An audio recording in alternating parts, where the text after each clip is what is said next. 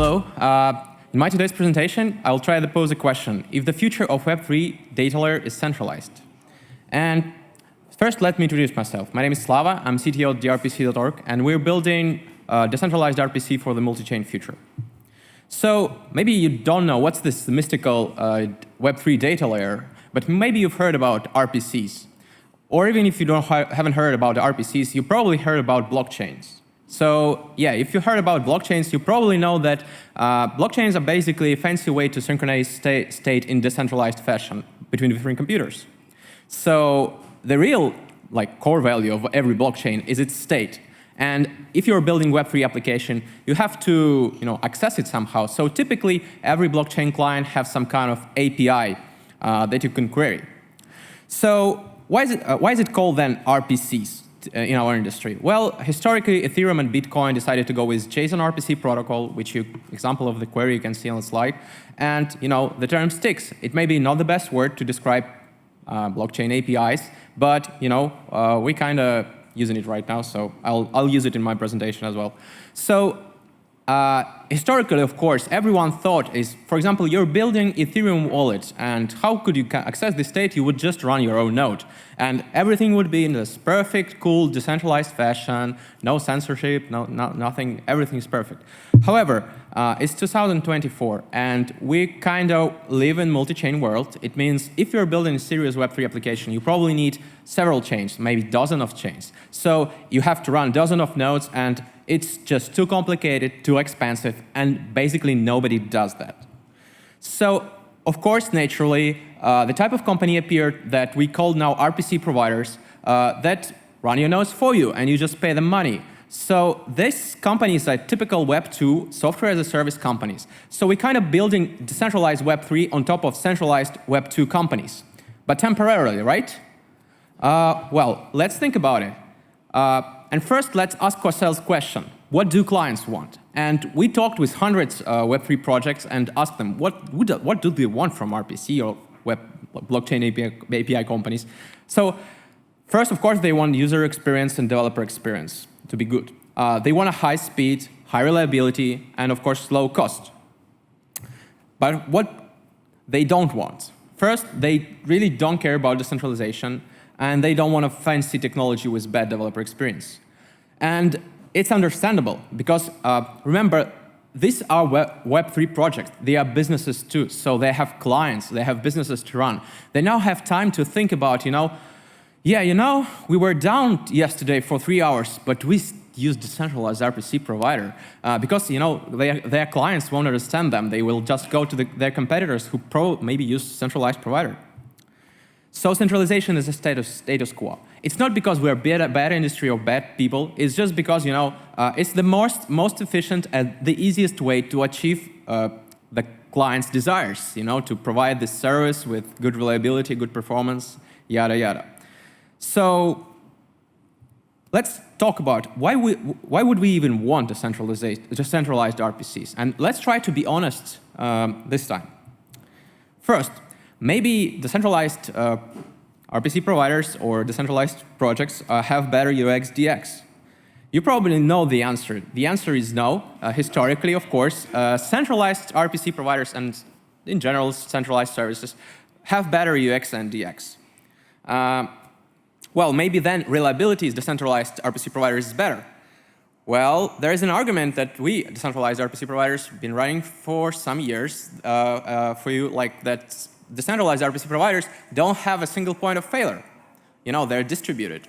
But unfortunately, every single one of decentralized RPC provider on the market right now running centralized gateways. So effectively, there is no difference in terms there's always a single point of failure. And again, decentralized RPC providers do that not because we want to lie to you. It's just because of the previous point. We want to have good DX, and developers, they want to just copy-paste the HTTP link and just be done with it.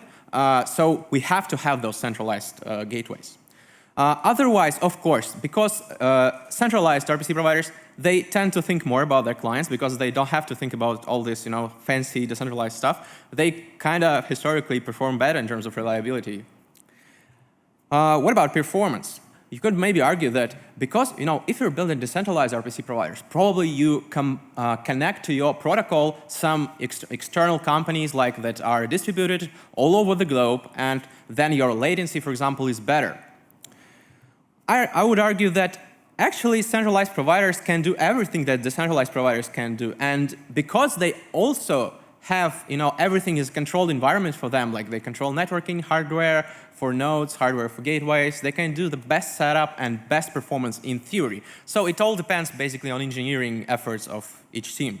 But in theory, centralized providers even faster.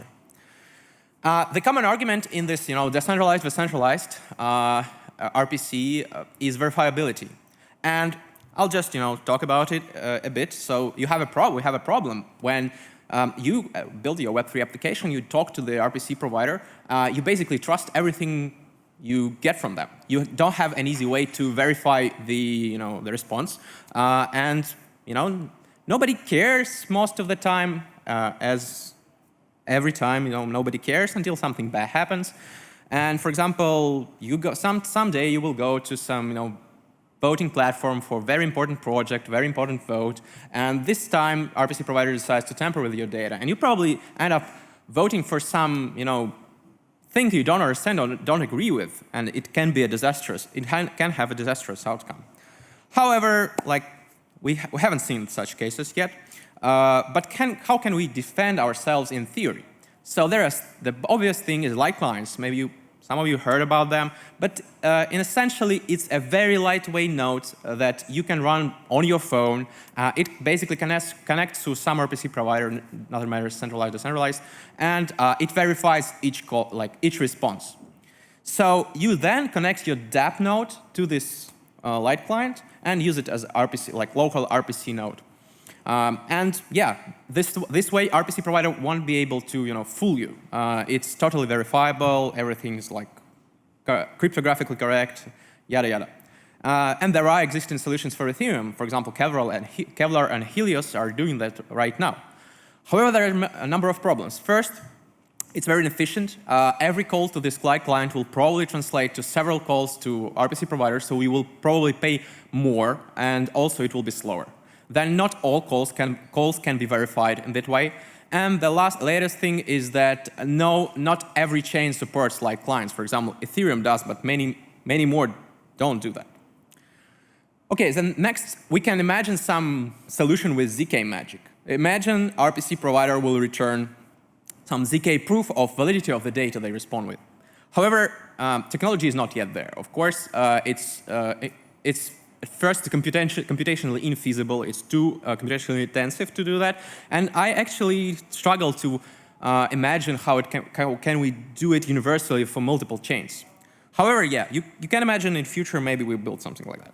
And the latest way is quorum check. You basically can ask different RPC providers, you can compare the result, and if majority agrees, you can trust this data. So in this case, yeah, of course, it doesn't matter, decentralized, centralized, you can do that either way, and you can argue that in decentralized setup, you can punish providers that lie economically. However, yeah, it doesn't make matter. It really doesn't matter. So it goes both ways. So far, it doesn't look good for decentralized providers, and centralized providers are clearly winning. So what about cost efficiency? And that's the first thing I would argue that decentralized providers can do significantly better than centralized. So first reason is because those node runners that participate in decentralized RPC providers, they can actually squeeze more juice from their hardware. Because, for example, they can participate in different protocols simultaneously.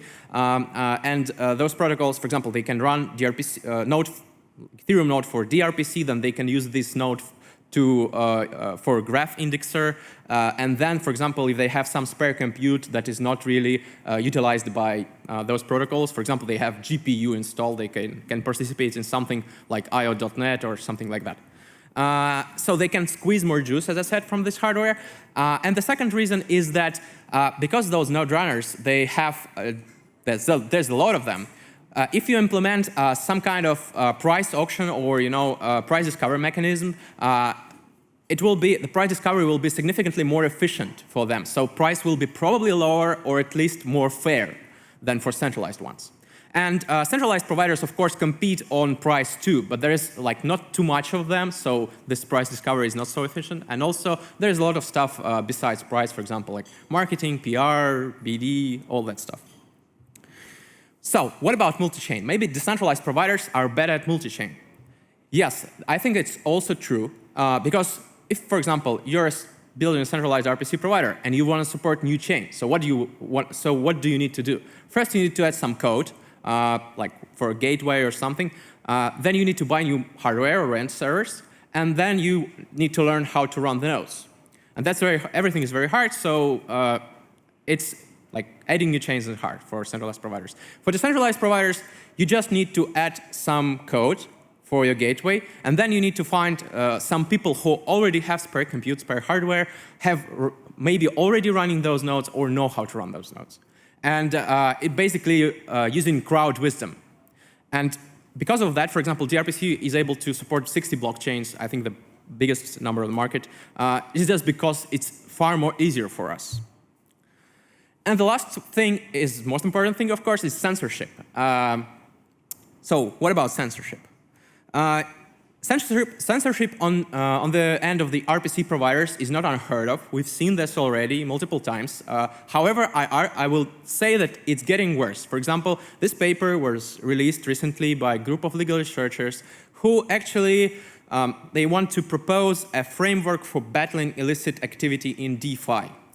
And they say that, okay, in TradFi, that battling illicit flows is all about intermediaries. If you can control intermediaries, implement some measures on those intermediaries, you basically can, stop illicit actors from transferring the funds.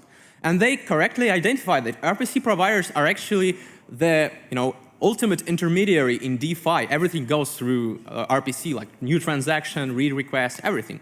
So, okay, they say, well, let's then define CCT, this term critical communication transmitter, and basically say that every commercial RPC provider is CCT. And then we ask them, require them to implement risk management practices and procedures reasonably designed to help mitigate illicit finance activity in ways tailored to their operations, which is basically means implement censorship mechanisms. Can it work? Well, first I want to say battling illicit activity in DeFi is a very noble goal. However, imagine there's some hacker who stole some funds and they need to run a transaction. Would it be hard for them to run their own node, or for example, to find uncensoring node to run several transactions? I would say no. It's pretty easy. However, for example, say we want to censor some big project like DEX or any other big projects. Well, for them, it would be significantly more harder to bypass those regulations. They basically would have 3 options. That first, they could run their own nodes, they can use some unregulated providers, and they can submit to censorship. As we previously discussed, running their own nodes probably will kill any Web3 project because of complexity and cost. So it's not really an option. So the choice is really between using unregulated providers and censorship. And it's really hard to say how it will play out. However, remember in the beginning I was talking like this. In RPC market, it's everything about reliability, performance, and cost efficiency. So market leaders who are best in these things, they will immediately comply. It's not a question. So the unregulated providers we would be left with are worse than that. And in many ways, for example, privacy, security, you can compare this with, for example, free VPN situation, where if you use some shady VPN and can sell your data, it's a little bit frightening. Or those unregulated providers could be very prone to hack and tampering with data. So maybe in the end, if we have this status quo right now, the only way to do would be to submit to censorship for those projects. And as I said, for centralized providers, it's not a question to comply or not. They will eventually all comply or close or cease operations in the country of regulation. But for decentralized providers, it's more complicated because, as I previously mentioned, there's a community of node runners, and they all each and one of them can decide for themselves whether to comply or not. And you can argue, okay, but you're running centralized gateway. Yes, that's true. And for example, this centralized gateway right now could be censoring. However, if we have a community of node runners who are all unified in some protocol, well, you can run multiple gateways, and some of them will be censoring, some will be not. You can compare with the situation in Ethereum right now on censoring on the protocol level. For example, you only need a fraction of non-censoring MEV relays, non-censoring block builders and validators for non-compliant transactions to go through. So if we still, if there's at least 10–20% of node runners and gateways will be uncensoring, it will be enough, and it will probably make those kind of regulations inefficient. So let's think about what we talked since so far. So if you're building a centralized provider, you have better cost efficiency, multi-chain, and of course censorship resistance. Decentralization is the only way to battle censorship we know of. Verifiability kind of goes both ways, doesn't matter. And centralization, centralized providers have better UX, DX, performance, and reliability. So if you remember what I've talked in the beginning, centralized providers are winning hard. So if nothing changed, everything, our future is actually extremely centralized with censorship mechanisms on Web3 data layer. Can we do something about it? Well, actually, the real question, can we get everything? Because can we get everything? Can we get every trait of decentralized and centralized providers basically in one project? And yeah, that would probably solve the problem. So that's what we're exploring in dRPC right now. We kind of try to understand, is it possible to build a decentralized RPC provider that is on par or better in terms of reliability or speed? So far, I would say we proved, have a proof of concept because we were able to onboard very cool projects like Lido, SushiSwap, ETHDam, Curve, and many more. And they selected us not because of our decentralization or narrative. They selected us because they choose us because we're actually better or on par with our competitors. And it's because we decided that, we've already seen the projects who, for example, have a decentralized set of permissionless set of node runners. We know how to do that, but we haven't seen the project who can have the same quality of service as on centralized providers. So we focused more on our gateway that allows us to offset individual problems of individual provider problems and optimize for latency and reliability. And we went with a permission set of providers because we know that in future we can decentralize it more and add permissionless, make it permissionless. So now we think our next step is how to push the decentralization further, but we don't want to do it just for sake of decentralization. We want to understand if it's possible to add more decentralization without sacrificing quality of service. Because in my opinion, it's the only way that we can have a future where there is a Web3 truly decentralized Web3 with truly decentralized data layer without censorship. And we're trying to build this future. And if you want to check it out, go to drpc.org. And if you want to follow our Twitter account, there's a QR code. And thank you for your time. That's it.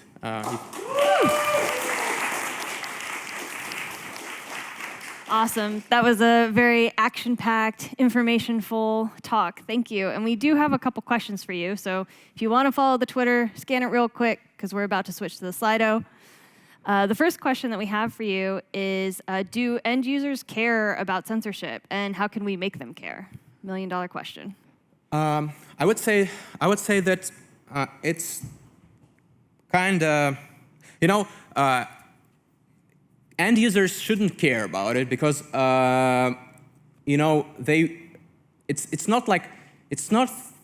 they only care when their favorite project is on flying because of censorship.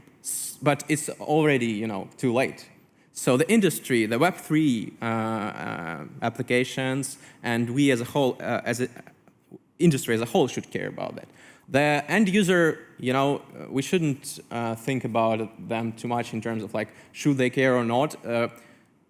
Some of them probably will do. They care more about privacy, security, stuff like that. But for example, censoring tornado cache. Do they care? Well, those who use tornado cache, of course, care. Others don't, and that's natural. And you can't force people to think about theoretical threat, like when we talk about huge mass of people, it's hard. So you can convince individuals or individual businesses about that, but you can't say the narrative is very hard, like to push this narrative and say you should everyone should care. We've seen successful narratives right now and in the past, but it's hard to control and hard to predict, hard to manufacture. So I would say we just need the awareness should be built throughout the Web3 businesses who actually are threatened by censorship. Yeah, and I think that's what a lot of us are here trying to do, right? Talk about it. This last question we have is, so transactions would never make it to the blockchains because of this censorship, and why isn't this spoken about more? It's a good question. So I'm doing my part, but it's like, I think there's two parts. First is, as we talked a little bit about, end users or, common folks, they don't care because they have a lot of information. It's hard, to care about everything. If we're talking about, I'm liking the better word of elite or something like opinion makers. Why don't they care more? Well, maybe it's because it's a little bit boring.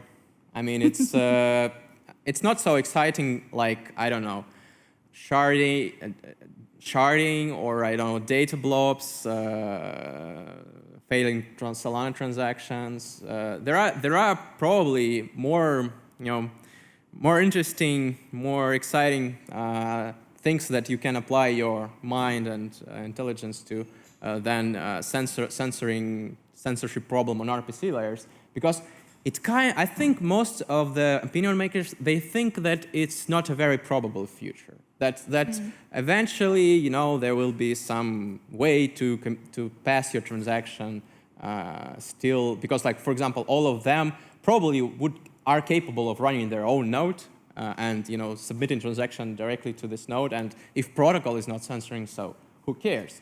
But I think a lot of them fail to understand that for big if you're an individual, you can bypass this problem. But only if you have a special set of skills. But for end users, for example, and Web3 businesses, it would be actually very hard. Absolutely. Well, thank you so much. I think we all care, right? Yeah? Cool. Awesome. Thank you so much.